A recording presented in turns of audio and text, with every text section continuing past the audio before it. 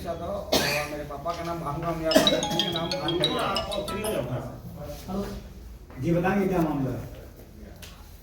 Rahul cricket खेल मैदान के जिससे 3 बजे से लेकर किलोचन मनकोजा 16 और वहाँ जाके धमकी चमकी लगई और राहुल के दोस्त वाला पूरा धमकी चमकी लगई हथियार कोई भी चीज है तो अंधेरी से तो राहुल वहाँ से थोड़ा हट गए तो कर दोस्त मन पकड़ ली। राहुल यादव कहाँ है वैसे वैसे दुनिया भर के गाली गलौज करी। ओकर बाद फिर वो राहुल नहीं मिली तो ओकर बाद काका थे 7:30 बजे घर में आ गई। घर में ओकर पापा सोए रही से ओकर से धमकी चमकी लगा के कांच वाँच के टुकड़ा लगा के गला में लगा दी और लगा के बाद फिर होटल पहुँची जाके मोला बताइस जैसे इसे मोर सन करत के लोचन वगैरह मनाई से करके तो वो मैं बोले भैया देख ऐसा ऐसा बात है रोटी में ओकर लड़का और 2 गुंडा फिर दुकान में आ गई।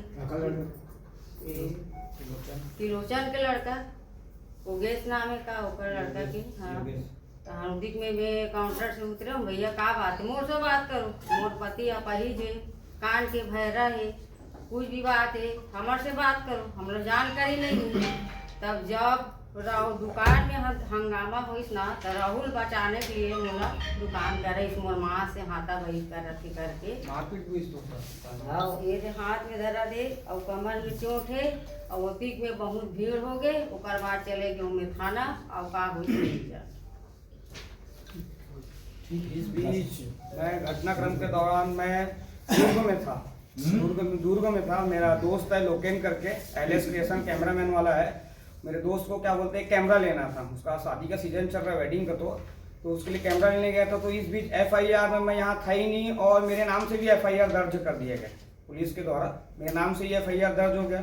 उसके बाद फिर 2 दिन तक मैं बता ही रहा था कि मैं यहाँ था ही नहीं तो पुलिस को ये लग रहा था मैं झूठ बोल रहा हूँ। तो वो 2 कांस्टेबल मेरे साथ क्या बोलते हैं यहाँ से दुर्ग भेजे तो वहाँ से मैं सीसीटीवी फुटेज लेके आ रहा था। तो मैं बोला मेरे को भी लगेगा वकील को देने के लिए तो पुलिस लोग ने ये बोले कि आपको देने के लिए टीआई सर मना किए बोले।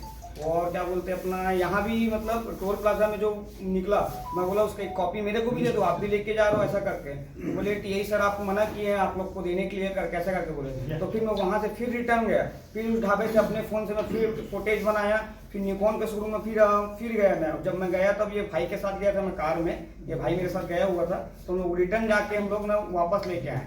और इस बीच ना पुलिस क्या बोलते मन रहन कहानी बनाकर एफआईआर दर्ज की है। अब कैसे हम लोग दूसरे दिन एफआईआर दर्ज हुआ हम लोग का 1 दिन गैप होने के बाद में। और फिर मेरा जो भाई है कि मतलब वो घर में जब हम लोग आए थे ना तब हम लोग मौजूद थे। उसके बाद ना भाई ना खाना खाने चले गया था तो उनके नाम से भी ना मतलब ना एफआईआर दर्ज कर दिए और एफआईआर दर्ज तो हो गया। उसके बाद फिर क्या बोलते मेरा जो भाई है ना उसका तबीयत स्वास्थ्य खराब है आईसीयू में एडमिट था अभी 20 से 25 दिन पहले 2 खून की बोतल लगी हुई है उसको आईसीयू में एडमिट था वो। तो उसके ऊपर भी गया मतलब उसके ऊपर भी एफआईआर हो गया है। और पुलिस कुल मिला के मतलब रात में दिन भर दरवाजा खुला रहता है होटल खुला रहता है तो पुलिस आती नहीं है। रात को 10:30-11 बजे घर में आती। घर में कैमरा लगा हुआ है मेरा तो कैमरा में मैं देखा तो 2-3 भाई लोग को मैं भेजा मम्मी पापा घर में अकेले हैं क्या होगा क्या ऐसा करके रात में पुलिस फिर पहुँच गई। और इस बीच में मतलब मेरा मतलब ये दरख्वास्त रहेगा कि मतलब पुलिस से कि पुनर्जांच हो और कुछ मतलब नए अधिकारी के थ्रू ना पुलिस अधीक्षक से मेरा निवेदन है। गए थे आप एसपी के पास? मैं अभी मैडम के पास नहीं गया हूँ। ये आप लोगों के झगड़े का जड़ क्या है? झगड़े का जड़ मतलब ऐसा कुछ तो था ही नहीं कुछ इशू मतलब गणेश विसर्जन जो हो रहा था उस बीच में राहुल और उसके बीच कुछ तू में हुई थी एक बात को लेकर। जैसे भी कुछ भी बात को लेकर वो भी हमको नहीं मालूम है क्या हुआ था। तो उस जड़ को लेकर ना मतलब गणेश विसर्जन 3 महीना 4 महीना हो गया। उस बीच में मैं योगेश से कॉल में बात भी कर रहा हूँ भाई मेरे लिए ये बनवा दे आज पाव भाजी खाने का मन है। इस बीच में भी मेरे योगेश आज तक ये नहीं बताया कि उसके मन में ऐसा कुछ बात चल रहा है तो कुछ चीज़ बताया नहीं। अचानक क्या बोलते ये सब हुआ। घटने के दौरान में मेरे मतलब मैं नहीं था मेरा का क्या बोलते हैं मेरा भाई नहीं था गब्बर यादव मतलब उसका आधार कार्ड नाम है लोकेश यादव और हृदय यादव। ये लोग वहाँ घटनाक्रम में थे ही नहीं। एक बार नाम फिर से बता दीजिए। गब्बर यादव हृदय यादव कमलेश यादव तीनों नहीं थे? हाँ इनके खिलाफ एफआईआर हुआ है। हाँ क्या लगता है आप मतलब वो पुलिस के मतलब जब उन लोग आरोप लगा रहे पुलिस तुमको जबरदस्ती परेशान कर रही है, ऐसा तुमको लग रहा हाँ, है? पुलिस मेरे को ना परेशान कर रही है। मैं मतलब 2 दिन से सोया नहीं हूँ। पुलिस बार बार घर के सामने आ रही है, जा रही है, मतलब बहुत ज़्यादा मतलब लेट में आ गई थी। उसका फुटेज भी है मेरे पास।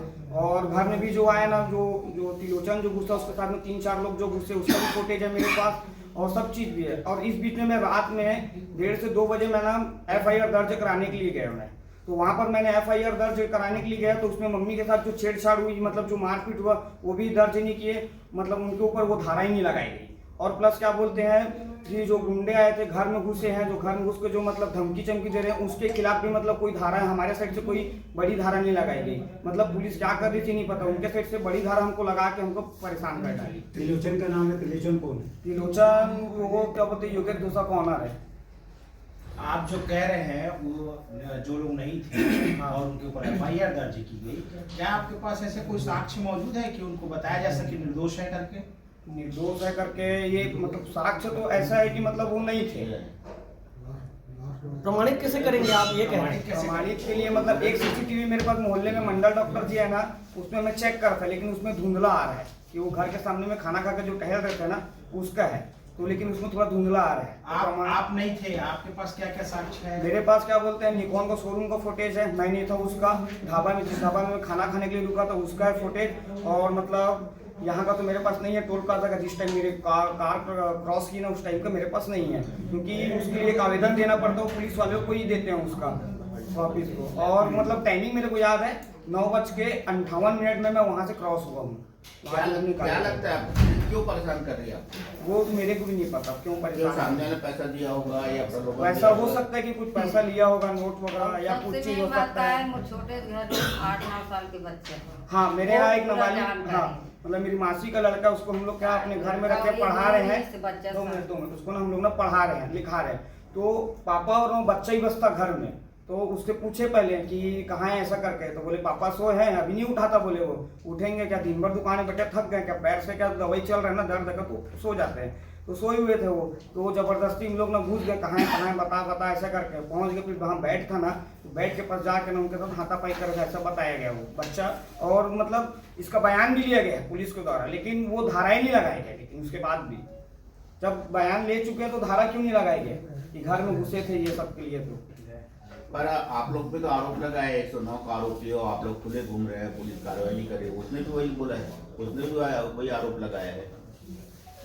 मैं तो क्या बोलते हैं, मेरे को तो मैं गया था, अपना एविडेंस दिया कि मैं तो यहाँ था नहीं करके, और हम खुले घूम भी नहीं रहे। मैं खुद में बाहर था, जहाँ जहाँ जितने दिन में था मैं उसका मतलब वो मतलब साक्षी में मेरे पास है। उनके साथ जो मारपीट हुई कौन की है? उनके साथ जो मारपीट हुई मतलब होटल में अपना मम्मी के ऊपर ना, मतलब जब लड़ाई झगड़ा जैसे हुआ ना, जैसे मेरे को बताए गए, तो वहाँ पर जो मतलब होटल में जो चाय नाश्ता करने के लिए सब मतलब भाई हैं, दोस्त हैं, यार है, ऐसा करके ना माहौल क्रिएट हुआ। तो माहौल जब क्रिएट हुआ ना, तो उस बीच में हम लोग ना बाहर निकलो तुम लोग को देख लेंगे, ऐसा बात करके एक आदमी बोला हो, उनमें से कोई आया था वो। तो फिर इधर से कौन ऐसा करके बाहर का आदमी आके दादागिरी कर रहा है डोंगरगांव करके, तो फिर डोंगरगांव की पब्लिक उसको ना भीड़ में मारी गई है। बाहर से कहाँ से आए थे उनके? वो बताया जा रहा है कि नागपुर से आए थे ऐसा करके, हालांकि हम तो जानते नहीं कौन है क्या है वो। देवांगन परिवार का कहना है कि वो हमारे यहाँ मेहमान आए थे नागपुर से, ठीक है। 20 तारीख की घटना है, 20 तारीख तक आप पुलिस की कार्रवाई से संतुष्ट थे, क्योंकि 7 लोगों के खिलाफ FIR देवांगन परिवार के खिलाफ में हुआ था आप लोगों की रिपोर्ट पर, ठीक है। 20 तारीख से आज कितनी तारीख हो गई? 20 दिन से ऊपर हो गया लगभग, है ना। तब तक आप संतुष्ट थे, अचानक आप असंतुष्ट कैसे हुए पुलिस की कार्रवाई को लेकर?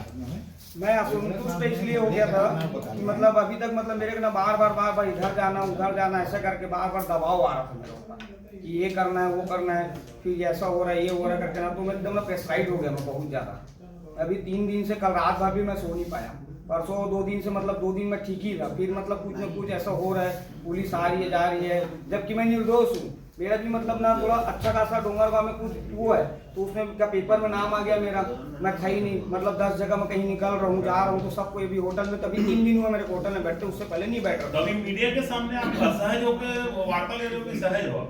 स्थिति आपकी ठीक है? नहीं अभी ठीक है। तो आपको क्या लगता है यहाँ पर भी डोंगरगांव थाना प्रभारी संजीत की भूमिका में है, ऐसा लग रहा है? तुम मान रहे हो सर?